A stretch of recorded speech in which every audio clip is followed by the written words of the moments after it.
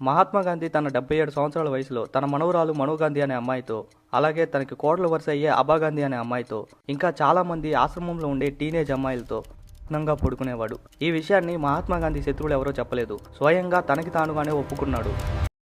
మహాత్మా గాంధీ భారతదేశ స్వాతంత్రం కోసం తన జీవితాన్ని త్యాగం చేసిన మహానాయకుడు, ప్రపంచానికి అహింస మార్గాన్ని చూపించిన మార్గదర్శి. ఆ పేరు వినగానే మనకు గుర్తొచ్చేది కూడా శాంతి, అహింస, స్వాతంత్ర పోరాటం. కానీ ప్రతి వెలుగు వెనుక ఒక చీకటి ఉంటుంది. మహాత్మా గాంధీ జీవితంలో కూడా దానికి మించిన చీకటి రహస్యాలు ఉన్నాయి. ఆయన జీవితం గురించి చాలా మందికి తెలిసినా ఓపెన్ గా మాట్లాడిన కొన్ని వివాదాలు ఉన్నాయి. చరిత్ర పుస్తకాలు చెప్పని నిజాలు, వివాదాల కారణమైన నిర్ణయాలు, ఇంకా సమాధానం దొరకని విషయాలు. ఈ వీడియో చూసిన తర్వాత మీరంతటి మీరే డిసైడ్ అవ్వండి, గాంధీ నిజంగా మహాత్ముడా అని. ఒక వ్యక్తిని అభిమానించాలి అన్నా, ఆదరించాలి అన్నా చిన్నప్పుడు మనం బుక్స్ లో చదివింది మాత్రమే నిజం అనుకుని ఫాలో అవ్వకండి. పూర్తిగా ఆ వ్యక్తి గురించి తెలుసుకున్న తరువాతే ఆదరించండి, అభిమానించండి. ఈ వీడియోలో కాయిన్కి రెండో వైపు ఉన్న మహాత్మా గాంధీజీ గురించి పూర్తిగా తెలుసుకుందాం. చాలా ఇంట్రెస్టింగ్ గా ఉంటుంది, కాబట్టి చివరి వరకు చూడండి.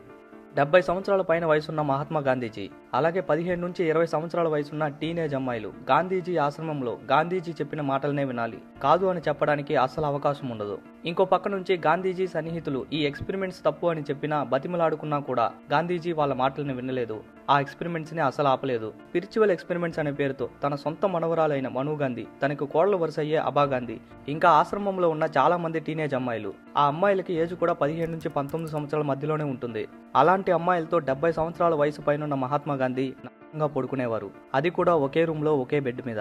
దీనికి ఆయన పెట్టుకున్న పేరు సెల్ఫ్ కంట్రోల్. మహాత్మా గాంధీ సొంత అన్న లక్ష్మీదాస్ గాంధీకి అమృతలాల్ గాంధీ అనే కొడుకున్నాడు. ఈ అమృతలాల్ గాంధీ కుమార్తె ఈ మను గాంధీ. వరుసకి మహాత్మా గాంధీకి మనవరాలు అవుతుంది. సింపుల్ గా చెప్పాలంటే మహాత్మా గాంధీ అన్న కొడుకు కూతురు.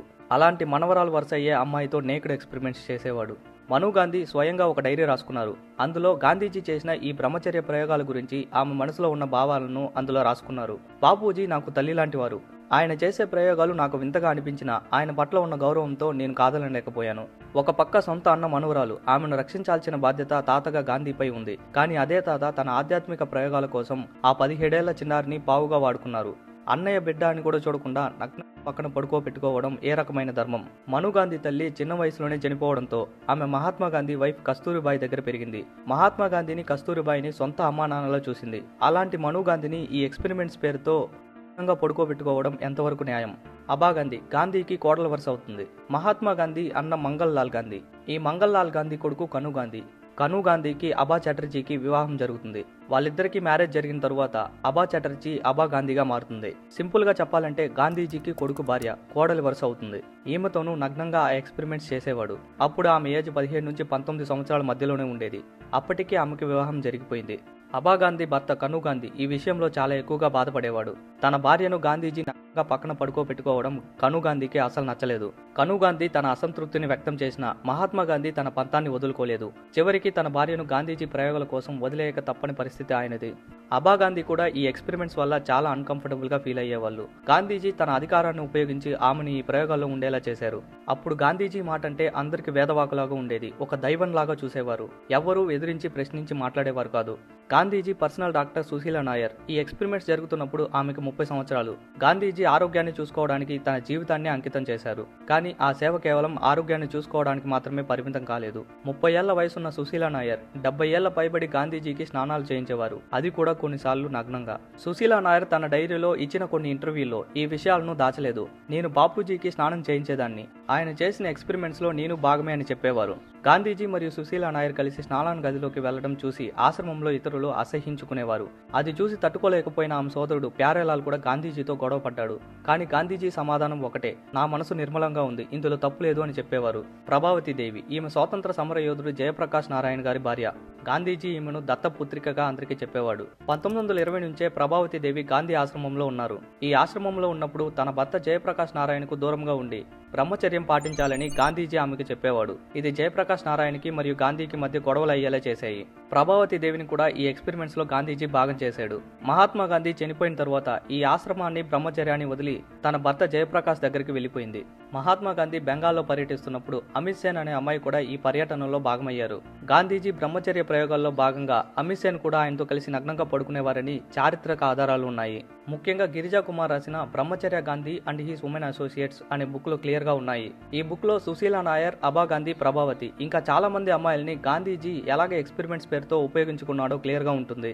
ఈ బుక్ లో ఉన్న ముఖ్యమైన విషయం ఏంటంటే ఈ ఎక్స్పెరిమెంట్స్ వల్ల అందులో పాల్గొన్న మహిళలు హిస్టీరియా వంటి మానసిక ఒత్తిడికి లోనయ్యారని ఆయన రాశారు. ఈ ఎక్స్పెరిమెంట్స్ లో పాల్గొన్న అమ్మాయిలు గాంధీజీని ఎంతలా నమ్మారంటే గాంధీజీ ఏం చెప్పినా అది వేదవాకులా భావించేవారు. దీనివల్ల వారు తమ సొంత ఆలోచనలను కోల్పోయారు. అది ఒక రకమైన మానసిక పారవశ్యం లేదా ఒత్తిడి అని గిరిజా కుమార్ బుక్ లో రాసుంది. గాంధీజీ పక్కనే ఉండి ఈ పనులను స్వయంగా చూసిన వ్యక్తి నిర్మల్ బోస్. ఈయన ఒక ఆంథ్రోపాలజిస్ట్. గాంధీజీకి పర్సనల్ సెక్రటరీగా 1946 నుంచి 1947 వరకు పనిచేసేవారు. తను సెక్రటరీగా పని మానేయడానికి కూడా కారణం ఈ ఎక్స్పెరిమెంట్సే. 1946 బెంగాల్లో మత కల్లోలాలు జరుగుతున్నప్పుడు గాంధీజీ అక్కడ శాంతి యాత్ర చేపట్టారు. ఆ సమయంలో గాంధీజీకి బెంగాలీ భాష నేర్పడానికి మరియు ఆయనకు సహానాయకుడుగా ఉండడానికి నిర్మల్ కుమార్ బోస్ ని నియమించబడ్డారు. ఆ యాత్రలో ఉన్నప్పుడు గాంధీజీ తన మనవరాలు మను గాంధీతో కలిసి నగ్నంగా పడుకోవడం చూసి నిర్మల్ కుమార్ గారు షాక్ అయ్యారు. మీరు చేస్తుంది ప్రయోగం కావచ్చు, కానీ అది ఆ మహిళ మనస్తత్వంపై మరియు సమాజంపై చెడు ప్రభావాన్ని చూపుతుంది అని గాంధీతో ఆయన వాదించేవారు. కానీ గాంధీజీ తన ప్రయోగాన్ని ఆపడానికి నిరాకరించారు. దీంతో చాలా సార్లు చెప్పిన తరువాత విసిగిపోయిన నిర్మల్ కుమార్ బోస్ 1947లో గాంధీజీ సెక్రటరీ పదవికి రాజీనామా చేసి వెళ్లిపోయారు. పర్సనల్ సెక్రటరీగా పని మానేసిన తరువాత Nirmal Kumar Bose my days with Gandhi అనే పుస్తకాన్ని రాశారు. ఈ పుస్తకాన్ని ఆయన 1950లోనే పూర్తి చేసినప్పటికీ అప్పుడు నెహ్రూ గవర్నమెంట్ ఈ బుక్ ని పబ్లిష్ చేయడానికి ఒప్పుకోలేదు. చివరికి 1953లో ఇది బయటకు వచ్చింది. ఈ బుక్ లో ముఖ్యంగా తన మనవరాలు మను గాంధీ తన కోడలు వరుస అయ్యే అబా గాంధీతో గాంధీజీ ప్రవర్తన గురించి ఆయన తీవ్రంగా విమర్శించారు. గాంధీజీ తన చుట్టూ ఉన్న మహిళలను మానసికంగా తనపై ఆధారపడేలా చేసుకున్నారు. ఆయన ఒక పెద్ద చెట్టు లాంటి వారు. ఆ చెట్టు నీడలో ఉన్న మొక్కలు ఎదిరించలేకపోయాయి. ఆ ఆశ్రమాల్లో ఉండే కొంతమంది అమ్మాయిలకు కూడా వేరే దిక్కు ఉండేది కాదు. అనాథలుగా ఆశ్రమానికి వచ్చేవారు. తిరిగి వెళ్లడానికి సొంత ఇల్లు ఉండదు, సొంత మనుషులు ఉండేవారు కాదు. గాంధీజీ ఆశ్రమం తప్ప వేరే దారి లేకుండా వారి జీవితం ఉండేది. నిర్మల్ కుమార్ బోస్ ఈ విషయాలతో పాటు గాంధీజీ ఈ ప్రయోగాల పేరుతో మహిళల వ్యక్తిత్వాన్ని దెబ్బతీశారు అని ఆ బుక్ లో రాశారు. నిర్మల్ కుమార్ బోస్ గాంధీజీ గొప్పతనాన్ని గౌరవిస్తూనే ఆయన వ్యక్తిగత వికృత చేష్టలను వ్యతిరేకించిన నిజాయితీ గల వ్యక్తి. ఒకవేళ గాంధీజీ చేసింది తప్పేమీ కాకపోతే ఒక ఆంథ్రోపాలజిస్ట్ లాంటి మేధావి ఎందుకు రాజీనామా చేసి వెళ్లిపోతాడు? సర్దార్ వల్లభాయ్ పటేల్, నెహ్రూ కూడా ఈ ఎక్స్పెరిమెంట్స్ గురించి తెలుసుకున్నారు. సర్దార్ వల్లభాయ్ పటేల్ కి ఇది అసలు నచ్చలేదు. గాంధీజీకి పర్సనల్ గా ఒక లెటర్ రాశారు. మీరు చేస్తుంది కేవలం తప్పు మాత్రమే కాదు, ఇది ఒక పాపం. మీ చుట్టూ ఉన్న మహిళల జీవితాలతో మీరు ఆడుకుంటున్నారు. ఇది సమాజానికి చాలా తప్పుడు సందేశాన్ని ఇస్తుంది అని ఆ లెటర్ లో ఉంది. నెహ్రూ కూడా ఈ ఎక్స్పెరిమెంట్స్ ని వ్యతిరేకించారు. సి రాజగోపాలాచారి గాంధీజీకి డైరెక్ట్ గా వార్నింగ్ ఇచ్చారు ఈ ఎక్స్పెరిమెంట్స్ ఆపాలని. కానీ గాంధీజీ మాత్రం వాళ్ళ మాటల్ని అసలు పట్టించుకోలేదు. నా అంతరాత్మ చెప్పిందే నేను చేస్తున్నాను, నా ప్రయోగాలు సత్యం మీద ఆధారపడి ఉన్నాయి, నాకు ఎవరి విమర్శలతో సంబంధం లేదు అని మొండిగా ఉండేవాడు. గాంధీజీ ఈ ఎక్స్పెరిమెంట్స్ గురించి చెప్పిన దాని ప్రకారం ఒక వ్యక్తి బ్రహ్మచర్యాన్ని పరిపూర్ణంగా పాటిస్తే అతనికి అపారమైన ఆధ్యాత్మిక శక్తి, స్పిరిచువల్ పవర్ లభిస్తుంది. తన పక్కన ఒక మహిళ పడుకున్నప్పుడు కూడా తన మనసులో ఎలాంటి వికారం కలగకపోతే తాను పరిపూర్ణ బ్రహ్మచారి అని ఆయన నమ్మేవారు. 1946-47 సమయంలో దేశంలో మత కల్లోలాలు జరుగుతున్నప్పుడు ఆ హింసను ఆపడానికి తన దగ్గర తగినంత ఆధ్యాత్మిక శక్తి, స్పిరిచువల్ పవర్ లేదని ఆయన భావించారు. ఈ ప్రయోగాల వల్ల బ్రహ్మచర్యాన్ని సిద్ధింపజేసుకుంటే తన మాట వినే శక్తి ప్రజలకు వస్తుందని, తద్వారా అల్లర్లను ఆపొచ్చని ఒక వింతైన నమ్మకంతో ఉండేవారు. అది ఎలాగంటే ఈ ప్రయోగాలు చేయడం వల్ల తనకి సెల్ఫ్ కంట్రోల్ పెరిగి స్పిరిచువల్ పవర్ వస్తుంది. ఆ పవర్ తో భారతదేశాన్ని శాంతి మార్గంలో నడిపించవచ్చు అని నమ్మేవాడు. ఒక వ్యక్తి తనకి తానుగా సెల్ఫ్ కంట్రోల్ చేసుకోవాలంటే అమాయకులైన అమ్మాయిలతో ఇలాంటి ఎక్స్పెరిమెంట్స్ చేయాలా? ఇది ఎంతవరకు కరెక్టు? దీనిపైన మీ అభిప్రాయం ఏంటో కూడా చెప్పండి. చివరకు 1947 ఏప్రిల్లో ఈ ఎక్స్పెరిమెంట్స్ ని మహాత్మా గాంధీ ఆపాల్సి వచ్చింది. సర్దార్ వల్లభాయ్ పటేల్ మిగతా నాయకుల ఒత్తిడి వల్ల, అలాగే తన మనవరాలు మను గాంధీ పైన ఇతర ఆశ్రమ సభ్యులు అభ్యంతరం వ్యక్తం చేయడం, మను గాంధీ కూడా ఈ ఎక్స్పెరిమెంట్స్ కి ఇంకా నో చెప్పడం వల్ల మహాత్మా గాంధీ ఈ ఎక్స్పెరిమెంట్స్ ని ఆపేశాడు.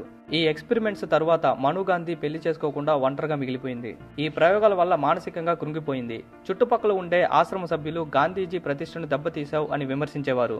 చిన్న వయసులోనే అంతటి పెద్ద వివాదంలో చిక్కుకోవడం, ఆ తర్వాత ఒంటరితనం ఆమెను కుంగదీశాయి. ఆమె చాలా కాలం పాటు అనారోగ్యంతో బాధపడ్డారు. చివరి రోజుల్లో ఆమె పక్కన ఎవరూ లేకపోవడం మరింత బాధాకరం. ఆమె కేవలం 42 సంవత్సరాల్లోనే అనారోగ్యంతో బాధపడుతూ చనిపోయింది. గాంధీజీ ఎక్స్పెరిమెంట్స్ వల్ల ఆమె జీవితం నాశనమైంది. మనం స్కూల్ పుస్తకాల్లో చదువుకున్నప్పుడు గాంధీజీ అంటే మహాత్ముడు, అహింస మార్గంలో భారతదేశాన్ని నడిపించిన మహానాయకుడు, సత్యమే దైవమని నమ్మినవాడు. కానీ మన చరిత్ర పుస్తకాలు కేవలం గాంధీ చేసిన మంచి పనులను మాత్రమే చూపించారు. గాంధీజీ చేసిన ఈ ప్రయోగాలు బయటకు వస్తే స్వాతంత్ర ఉద్యమ ప్రతిష్ట దెబ్బతింటుందని అప్పటి నాయకులు భావించారు. అందుకే చరిత్రను వాళ్ళకి నచ్చినట్లుగా కేవలం ఆయనలో మంచిని మాత్రమే చదువుకునేటట్లు పుస్తకాల్లో రాశారు. అందుకే స్టార్టింగ్లో కూడా మనం మాట్లాడుకున్నాం, ఒక వ్యక్తిని ఆదరించాలి అన్నా అభిమానించాలి అన్నా కేవలం మనం బుక్స్లో చదువుకున్నది మాత్రమే నిజమని నమ్మకూడదు. ఇంటర్నెట్ రాకముందు మనం ఏ వ్యక్తి గురించి అయినా తెలుసుకోవాలంటే చాలా కష్టంగా ఉండేది. కానీ ఇప్పుడు పరిస్థితులు మారాయి. ఇంటర్నెట్ ద్వారా ఈజీగా తెలుసుకోవచ్చు. కాబట్టి ఒకరిని ఫాలో అవ్వాలి అంటే ఆ వ్యక్తి గురించి పూర్తిగా తెలుసుకున్న తర్వాతే ఫాలో అవ్వండి. ఈ వీడియో ద్వారా ఒక వ్యక్తి జీవితాన్ని బ్యాడ్ చేయాలనేది నా ఉద్దేశం కాదు. మహాత్మా గాంధీ ఇంకొక సైడ్ గురించి అందరూ తెలుసుకోవాలన్న ఉద్దేశంతో మాత్రమే ఈ వీడియో చేశాను. ఇంకా మహాత్మా గాంధీ ఈ ఎక్స్పెరిమెంట్స్ గురించి మీ అభిప్రాయాన్ని కూడా కామెంట్ సెక్షన్లో షేర్ చేయండి. అలాగే గాంధీజీ డార్క్ సీక్రెట్స్ పార్ట్ 2 కావాలంటే కామెంట్ సెక్షన్లో అడగండి. నా ఎక్స్ప్లెనేషన్ నచ్చితే సబ్స్క్రైబ్ చేసి షేర్ చేసి సపోర్ట్ చేయండి. Thank you for watching.